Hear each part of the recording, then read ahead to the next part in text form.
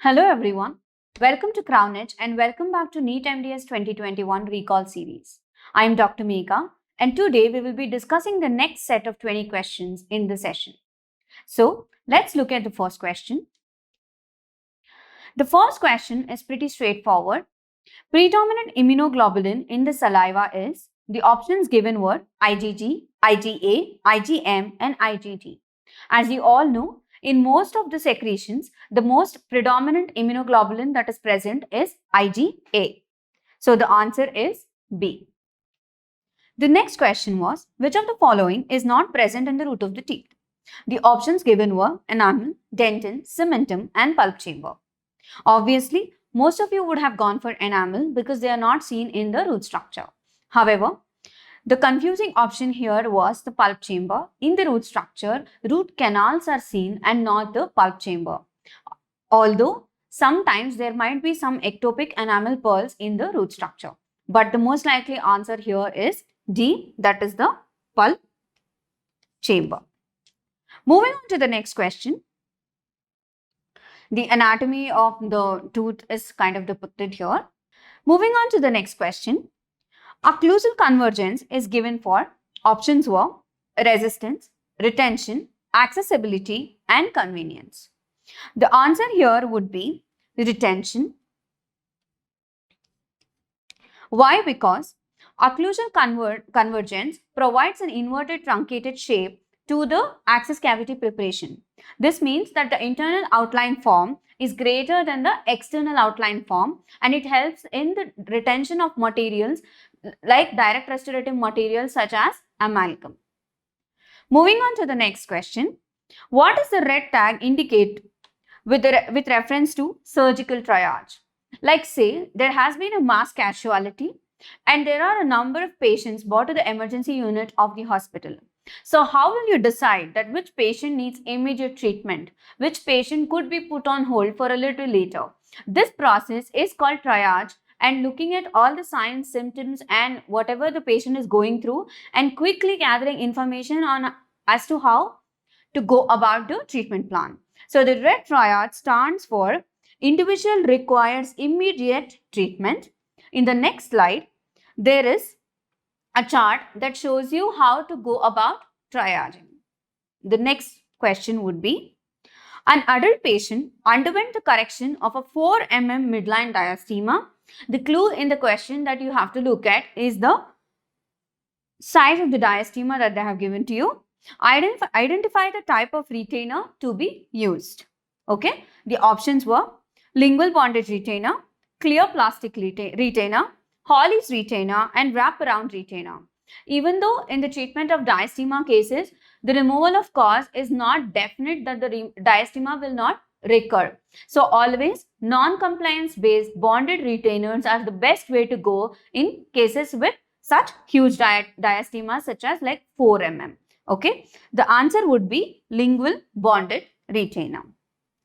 The next, here's a picture of the lingual bonded retainer. The next question is, identify the drug of choice for the management of necrotizing ulcerative gingivitis. The options given were metronidazole, amoxicillin, erythromycin and cefixime. Although the first line of treatment for NUG will be aiming at halting tissue destruction and reducing patient discomfort, the drug of choice would be metronidazole, 250 mg every 8 hours because it is also active against anaerobes. The next question was a picture-based question. Identify the lesion associated with the picture. This is seen in infective endocarditis. The patient does not report any tenderness or pain associated with the lesion. The clue given in this question was this. All right. So we see multiple hemorrhagic macules kind of a thing on the patient's palm here. The options given were Janeway lesions, Ashkoff's nodules, Osler's node and none of the above. So, in the infective endocarditis scenario, you might be thinking that Osler's nodes I have studied somewhere, Janeway lesions also I would have studied somewhere. So, you would be getting a little confused there. The answer is Janeway lesions.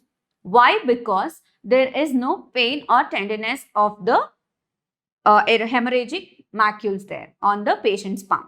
So, Osler's nodes are quite tender on palpation. So, the answer would be Janeway lesions.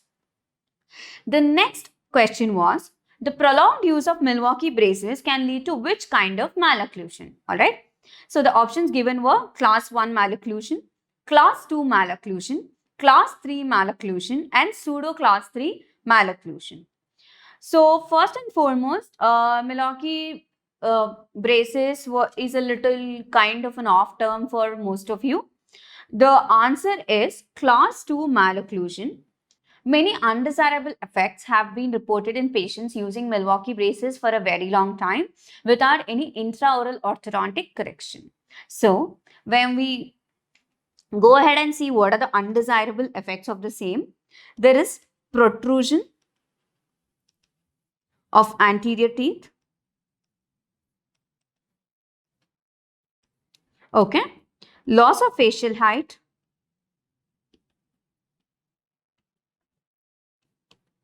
And inhibition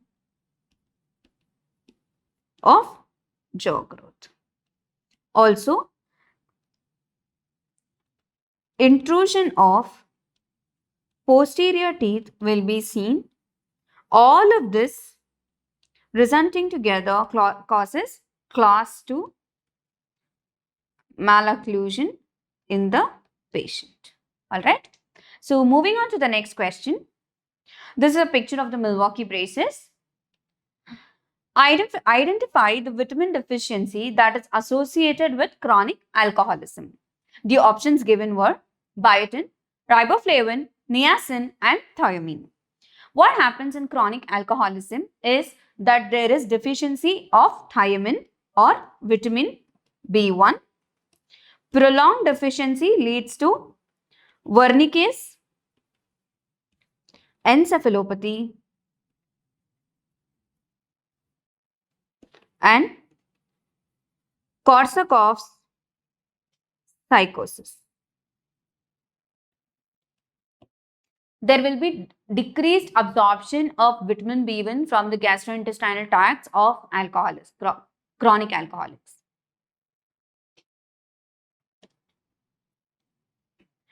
The next question was pretty straight and direct. Gas gangrene is caused by Clostridium tetani, Clostridium perfringens, Clostridium difficile and Clostridium sordelli. The answer is Clostridium perfringens. Gas gangrene is also called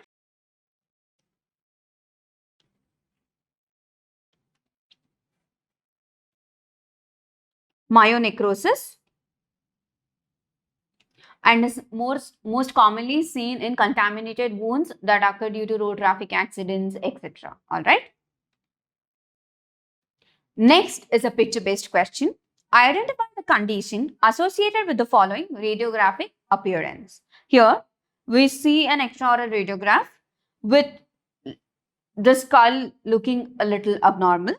So, the options were Cruzon syndrome, Pierre-Robin's anomaly, Uppert syndrome and hemifacial microsomia. The image here depicts a skull, copper-beaten skull appearance that is characteristic of Cruzon syndrome. This beaten appearance is due to the impressions of the gyri on the inner skull table. Alright. Identify the cells present in the basal layer of the mucosa adjacent to the nerves. The picture associated with this is a labeled one that we have used here, was given in the exam. So, the options given were Langerhans cells, Merkel cells, melanocytes and lymphocytes.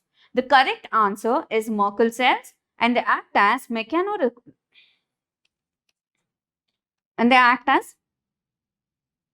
mechanoreceptors and are present in the basal layer mucosa adjacent to the nerves, the peripheral nerves.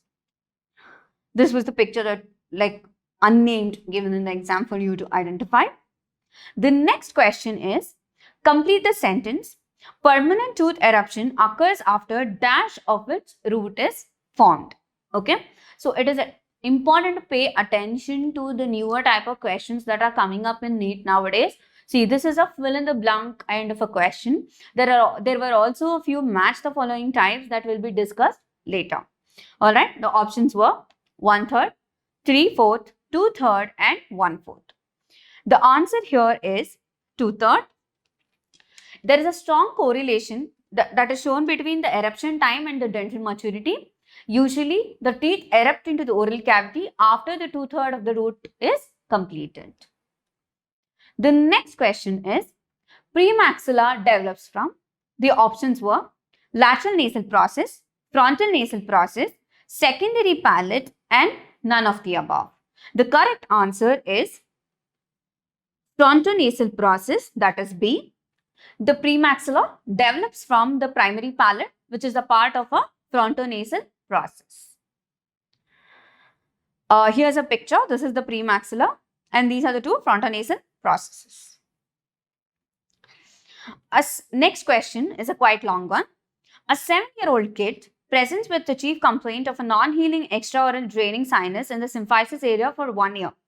She gave the history of multiple systemic antibiotic regimens along with curettage of the extraoral sinus tract. Intraoral examination revealed the presence of a deep carious lesion on E2 along with swelling and intraoral sinus tract draining through multiple stomata was found. What would be the most probable diagnosis? Since it is a long-standing lesion, it is only expected that there will be an extraoral sinus formation. So the options were chronic alveolar abscess, periapical granuloma, acute apical abscess and chronic hyperplastic pulpitis. The answer is chronic alveolar abscess. It is usually associated with long-standing deep carious teeth. The next question is, identify the element added to stainless steel to increase its stability. The options were chromium, nickel, titanium and carbon. The answer is titanium. The funda and the concepts behind this question were passivation and sensitization, which you can read further.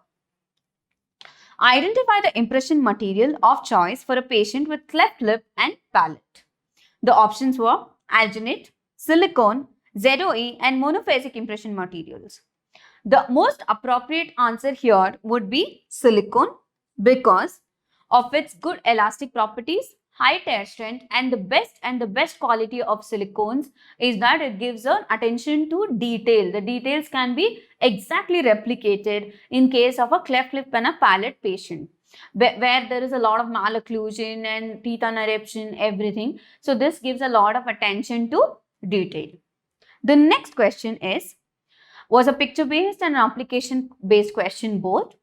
The brain autopsy report of a patient with left side paralysis revealed the following picture. Identify the following condition. A histopathology picture was given to you and the following options were also given. Liquefaction necrosis, granuloma formation and coagulative necrosis and caseation. Alright. The most probable answer here would be liquefaction necrosis.